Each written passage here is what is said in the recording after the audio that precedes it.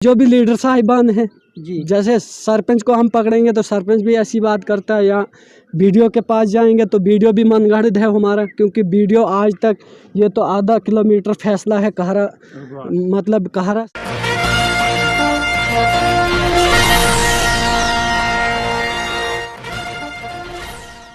अस्सलाम वालेकुम नाज़रीन, आप देख रहे हैं जे के दास्तान और मैं हूं आपका मेज़बान बिलाल बिलेसी आपकी खिदमत में हाजिर। जिस तरह आप जानते हैं कि NREGA national rural employment guarantee act जो है 2005 में जम्मू कश्मीर में लागू हुआ, लेकिन अफसोस का मकाम है ब्लाक कहरा डिस्ट्रिक्ट डोडा। ब्लाक कहरा के अंदर एक पंचायत बटोगड़ा, जिसका वार्ड नंबर जो है, यहाँ पर वार्ड नंबर भी जानने की कोशिश करेंगे, वो वार्ड नंबर 7 है। और यहाँ पर लोगों को नरेगा के तहत जो है काफ़ी परेशानी का सामना करना पड़ता है। लोगों का कहना है कि आज तक यहाँ पर 1000 से ऊपर जो है लोगों को उजरत वारगुजार नहीं की गई है। आवास प्लस के जो मकानात के जो केस आते हैं वो भी बहरहाल यहाँ पर लोगों को नहीं मिले हैं। इन्होंने कहा है कि जो दूसरे वार्ड के लोग हैं उनको जो है मकान के केस मिले हैं, लेकिन इन वार्ड मेम्बरान को जो है वार्ड के मेंबर जो भी हैं या लोग हैं उनको नहीं मिल रहे हैं। बहरहाल हम इन्हीं से जानने की कोशिश करेंगे। हमारे साथ यहाँ पर लोकल मौजूद हैं। पहले हम सर आपका नाम जानना चाहेंगे। मेरा नाम मोहम्मद शफी मलिक गवास का रहने वाला जी हाँ। जी, क्या परेशानी आ रही है? क्या यहाँ पर लोगों को पैसा मिल रहा है या नहीं? आवास प्लस के बारे में ही पहले कहेंगे कि बाकी वार्डों में यानी पूरे 100% के यानी 98% मिल गई है केस। और यहाँ जो ग्वास का ये वार्ड है इसमें 50 घरों पर मुश्तमिल ये गांव है।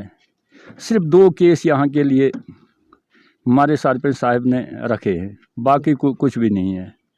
तो हम इसीलिए इस्तदा करते थे कि अगर हम में कोई नुक्स है या कोई हमारे में सिर्फ मुलाजिम ही लोग बसते हैं तो चलो अगर न भी देंगे तो यहाँ देखने की बात है कि आप देख सकते हैं कि कौन सा घर कैसा है, कौन मुलाजिम है, कौन उतना प्रॉपर्टी वाला है, सब लोग मज़दूर हैं। तो बराए करम हम पे गवर्नमेंट मेहरबानी करे कि यहाँ के लोगों को ये आवास प्लस मिले। जी, जिस तरह आप जानते हैं कि प्रधानमंत्री आवास प्लस योजना जो स्कीम निकाली गई है उसमें जो है उन लोगों को जो है ये स्कीम मिलेगी जिनको जो है जो बीपीएल ख़ानदान से जो है ताल्लुक़ रखते हैं। लेकिन यहाँ पर बीपीएल ख़ानदान के से ताल्लुक़ और वाबस्ता रखने वाले लोग भी हैं, जबकि दूसरे वार्ड या दूसरी पंचायतों में के लोग जो हैं उन्हें जो है एपीएल होने के बावजूद भी जो है पीएमएवाई दिए गए हैं। बहरहाल हमारे साथ दूसरे भी मौजूद हैं। जी, नरेगा के तहत जो है कितनी पेमेंट आपको मिली है? आवास प्लस योजना जो स्कीम है क्या यहाँ पर मिलती है या नहीं? असल में आज से पहले मैं 1-2 साल की बात कर रहा हूँ आपसे, जब हम धरोट पंचायत में थे तब जो हमारे केसेस पीछे से जो आए थे वो हाईवे केस जिसको बोलते हैं, उसमें भी हमें कोई हिस्सा नहीं मिला।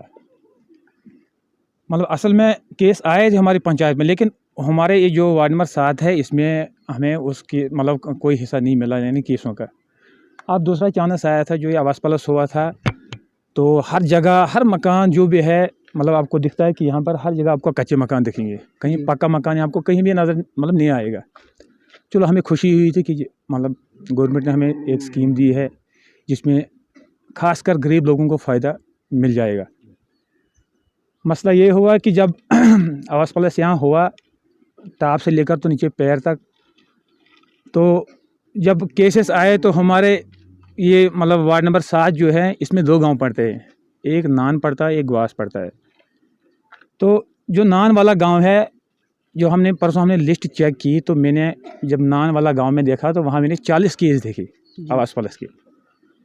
हालांकि वहाँ की जो बस्ती है और यहाँ की बराबरी है, 50 मकान 50-60 मकान वहाँ पर है और 50-60 मकान हमें यहाँ ग्वास पर में है। अगर वहाँ केस मानो कि 60 केस या 70 केस मिल जाते तो उसका निस्ब जो है वो ग्वास में भी मिलना चाहे था और नान में भी मिलना चाहे था। बिल्कुल।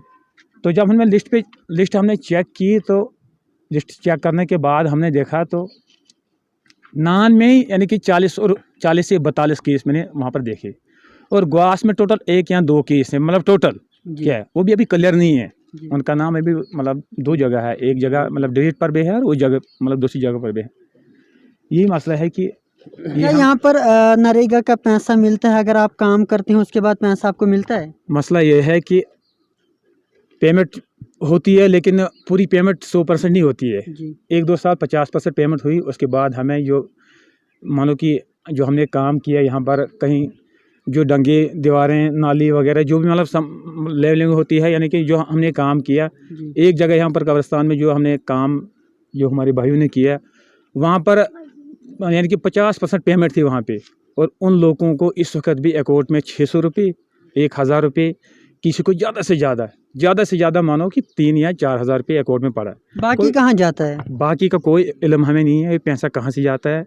काम 100% करवाते हैं लोगों से, लेकिन हमें पैसों का कोई इल्म नहीं है, वो पैसा कहाँ से आता है कहाँ चले जाता है। ना हमें स्किल्ड का पता है, ना हमें ये भी पता है कि हमारे गांव में हमारे वार्ड में कौन सा वेल्डर है। जी अगर क्या आपके यहाँ पर जो वार्ड है, यहाँ पर वार्ड में जो कोई वेंडर बनाया गया है, इजलास में आपको बताया गया है कि ये वेंडर आपका है? असल में वजह यही हुई जब इन्होंने मीटिंग की यहाँ ऊपर, तो शेख महला में इन्होंने बोला कि हमने वेल्डर चुनना है। उसको वेल्डर चुनने के बाद वहाँ पर कोई लड़का यानी कि वहाँ पर खड़ा नहीं हुआ है। जी जो 2-3 हमारे लड़के यहाँ पर खड़ा हुए वेल्डर के लिए, उन पब्लिक ने उनको यानी कि मतलब वोट नहीं दिए कि भाई जो समझो कि ईमानदार हमारे से मतलब लड़के थे, 1 या 2 लड़के ईमानदार थे जो हमने या हमारी ख्वाहिश थी कि हम इनको चुनेंगे। जी तो ऐसे मतलब लोग थे, उन पर उनने वोट नहीं दिया कि भाई इन लोगों को चुनो।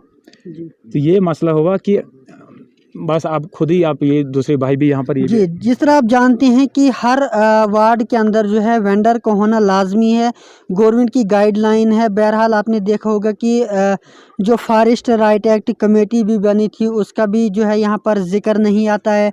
अगर वेंडर की बात करेंगे तो वेंडर जो है वार्ड का होना चाहिए, लेकिन इन्होंने कहा है कि यहाँ पर जो वेंडर है वो जो है बाहर किसी दूसरे वार्ड का है और जो है वो दरअसल गलत है। बहरहाल हमारे साथ यहाँ पर भी मौजूद हैं।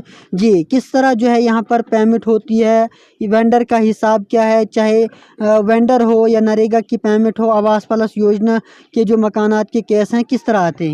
देखो केसों की बात करेंगे हम थे 5 साल हो गए इस पंचायत में, बटोगड़ा पंचायत में। जी मगर हमको बड़ी उम्मीद थी कि जो हमारे गरीब गुरबा हैं इनको मकान केस मिलेंगे। जी मगर अफसोस की बात है जो ये परसों लिस्ट आई, तकरीबन 48 घर हमारे हैं, सब काट दिए हैं। जी हमने पूछा कि क्या बात हुई, वो रैंक के ऊपर से ही डिलीट हो गए। जी हमने यही आपको लाया यहाँ मीडियम के ज़रिए से, हम गवर्नर को अपील करते हैं कि फटोफट इसकी छानबीन की जाए। जी क्या हमारे बहुत गरीब लोग यहाँ हैं, जब खुद नज़र मारो सब कच्चे मकान हैं, जी पक्का एक भी नहीं है।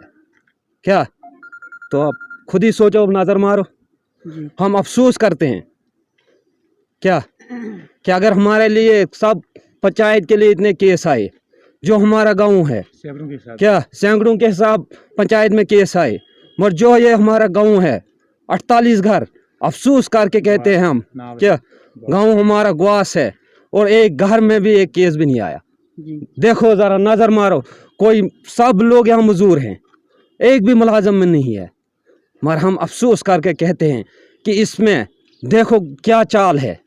तभी हमने आपको बुलाया कि देखो ये हमारी हालात क्या है, हमारे भाइयों की हालात क्या है। हम कोई मुलाजम नहीं है, खाली बीपीएल वाले हैं यहाँ, और दूसरे पंचायतों में ऐसी सब स्कीमें चल रही हैं, हमारे इस वार्ड में क्यों नहीं चल रही है? हमने क्या जुल्म किया है इतना? क्या हम यही करते हैं रिक्वेस्ट, हम रिक्वेस्ट करते हैं डिस्ट्रिक्ट डोडा को और गवर्नर साहब को कि इसको फ़ौरन से फ़ौरन छानबीन की जाए। क्या और ज़्यादा क्या कहें हम, अगर नहीं किया तो हम रोड ब्लॉक करेंगे, हम धरना दे देंगे। जो हमारे 48 घर यहाँ हैं, हम सब बच्चे लेके और पार रोड में जाएं। क्या लिहाजा फ़ौरन से फ़ौरन इसकी छानबीन की जाए। जी जिस तरह आपने सुना कि यहाँ पर जो लोग मौजूद थे, इन्होंने कहा है कि यहाँ पर जो है एक भी आवास प्लस योजना के तहत जो है मकान नहीं दिया गया है। बहरहाल बाकी भी साथी हमारे साथ मौजूद हैं, क्या कहना चाहेंगे कि जो आपने प्लान दिया था क्या उसके तहत यहाँ पर मकान के एसआई या नरेगा का काम हो रहा है? किस तरह जो है यहाँ पर धांधलियाँ कहें तो अच्छा बेहतर है, क्योंकि यहाँ पर जो है बिल्कुल दरअसल जो है यहाँ पर लोगों ने जो बताया कोई भी काम अच्छी तरह नहीं हो रहा है। सबसे पहले मैं मीडिया का शुक्रिया अदा करना चाहता हूँ कि आज तक यहाँ हमारे गांव में कोई मीडिया नहीं आई है। रही आवाज़ प्लस की बात, लिस्ट भी यहाँ से भेजी है, जैसे हमारे मेंबर साहिबान हैं, सरपंच साहिबान हैं, यहाँ नाइब सरपंच है, इन्होंने यहाँ से लिस्ट भी दी। लेकिन जब लिस्ट वहाँ से वापस आई तो नान और ग्वास एक वार्ड है, वार्ड नंबर 7 है। इसके अंदर अगर एक गांव के अंदर 42 या 43 केस हैं तो उसके अंदर सिर्फ हमारा जो गांव है 50 घरों पे मुश्तमिल है, इसको नज़रअंदाज किया गया है।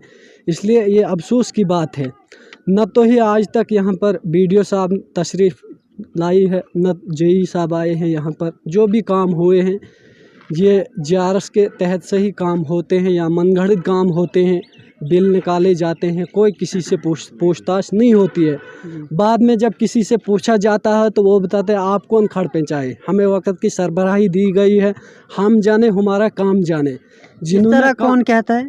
मतलब जो भी लीडर साहिबान हैं जी। जैसे सरपंच को हम पकड़ेंगे तो सरपंच भी ऐसी बात करता है, या बीडीओ के पास जाएंगे तो बीडीओ भी मनगढ़ंत है हमारा, क्योंकि बीडीओ आज तक ये तो आधा किलोमीटर फैसला है कहरा, मतलब कहरा तहसील से ग्वास आधा किलोमीटर रोड है। आप खुद ही चल कर आए, आपने देखा खुद ही, ये कोई झूठ की बात नहीं है, कोई झूठ की कहानी नहीं सुनाते हैं हम।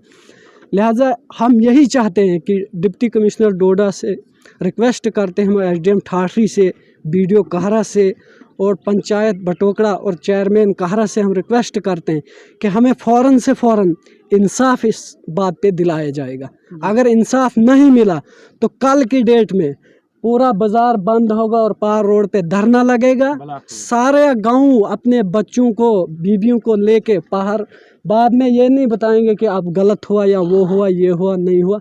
आज तक हमने सर नहीं उठाया है, लिहाजा अब हमें जुल्म सहने की हिम्मत नहीं है हमारे अंदर, क्योंकि जुल्म सहते सहते यहाँ सब अब कमज़ोर हो चुके हैं। हाँ, अगर किसी को लेंटर वाला मकान है या और कुछ है, कोई बड़ा बिजनेसमैन है, यहाँ सारे मजदूर तबके के लोग हैं। रहा मसला टीन को, मैंने सुनाई, मुझे ये कानून में पड़ी है कि किसी ने कहा यहाँ टीन लगाया है लोगों ने, टीन लोन कर्जा है, बैंक कहरा से लोन है, कम से कम 10 लाख रुपए लोगों ने लोन लिया है।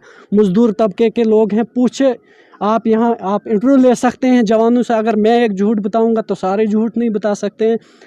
वो लोन लिया है, मजदूरी करके वहाँ किस्तें अदा कर रहे हैं। अगर मोदी साहब की स्कीम है पीछे से, बीजेपी हुकूमत में पीछे से मकान खुले दिए जाते हैं, तो इनको कौन सी प्रॉब्लम होती है कि मकान बांटने में। हालांकि मैं बीजेपी का वर्कर हूँ और खुलेआम कहते हैं, ये कोई छुपी चोरी की बात नहीं है, लेकिन हम इस बात पे हर वक्त चुप कर ही रहते हैं, सोचते हैं जहाँ सारी बस्ती है वहाँ हम भी हैं। लेकिन अब हम गलत नहीं होने देंगे, चाहे कुछ भी बनेगा, हम खड़े उतरने के लिए तैयार हैं। हाँ, हम पीछे हटेंगे नहीं। जी, बहुत बहुत शुक्रिया जो भी हमारे साथ यहाँ पर बात कर रहे थे। इन्होंने बताया है कि यहाँ पर जो मनरेगा के तहत जो है मनमानियाँ हो रही हैं, या आवास प्लस के तहत जो यहाँ पर लोगों को मकान केस नहीं दिए गए हैं, इंतज़ामिया से इन्होंने गुजारिश की है कि वो जल्द अज जल्द इन लोगों के जो है मसलो मसाइल को हल करने की कोशिश करेंगे। बाकी बने रहें जे के दास्तान के साथ। बिलाल बिलेसी, डोडा से।